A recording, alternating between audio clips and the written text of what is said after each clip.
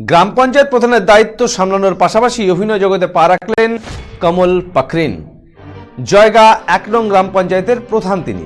কমল পাকরিনকে গ্রাম পঞ্চায়েত দপ্তরে দেখে অভ্যস্ত গ্রামবাসীরা। এবার থেকে দেখা যাবে বড় পর্দাতে দিনভর বিভিন্ন বিষয় নিয়ে পঞ্চায়েত সদস্যদের সঙ্গে আলোচনা, পাশাপাশি গ্রামবাসীদের সমস্যা শোনা কাজ দীর্ঘদিন ধরেই করে আসছেন তিনি। এছাড়াও দলীয় মিটিং মিছিল সবকিছুতে ছুটতে দেখা যায় তাকে। এত কিছু সামলেও নিজের মনের সুপ্ত বাসনাকে যত্নে লালিত করছিলেন তিনি।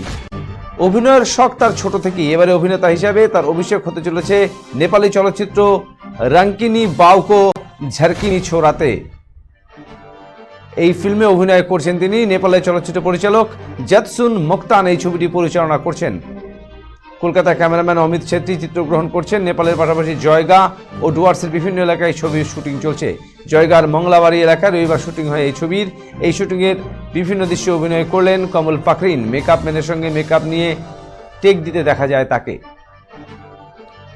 কথা প্রসঙ্গে জানা যায়, জয়গা ১ নং গ্রাম পঞ্চায়েতের প্রধান কমল পাকরিন ছোট থেকেই অভিনয় পছন্দ করেন। গান লেখেন, গান গাইতে পারেন। তার নেপালে রয়েছে এক আত্মীয়র বাড়ি। এই আত্মীয়র পরিচিতি চলচ্চিত্র পরিচালক জেতসুন মোক্তান। এই নেপালি চলচ্চিত্রের ডিজিপির রোলের জন্য একজন অভিনেতা খুঁজছিলেন। তখন কমল পাকরিন সেই আত্মীয় কমলবাবুকে কথা জানান পরিচালককে। এই বিষয়ে জয়গা ১ নং গ্রাম পঞ্চায়েতের প্রধান কমল পাকরিন জানান, নিজের ইচ্ছেগুলোকে ভুলে গেলে চলবে না।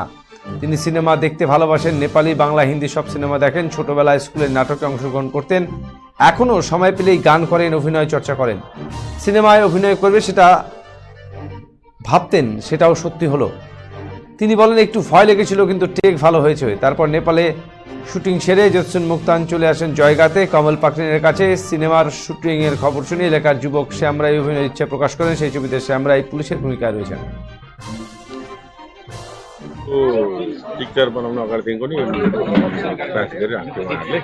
र यसपालि अब लोकेसनहरू मन पराएको कारणले गर्दा अब मेरो घरबाटै आज सुरुवात भयो, जसको नाम छ रन्किने बाबुको झन्किने छोरा।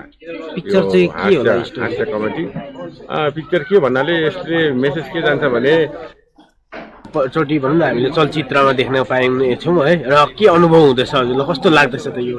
होइन, सर्वप्रथम त अलिक डर एउटा महसुस भएको थियो, पसिना पनि आएको थियो। पछिबाट यहाँ उहाँहरूले मलाई पुरानो के गर्यो तिमीहरूले, तर यो भोगबहादुर खुकार अपराधी हो नि।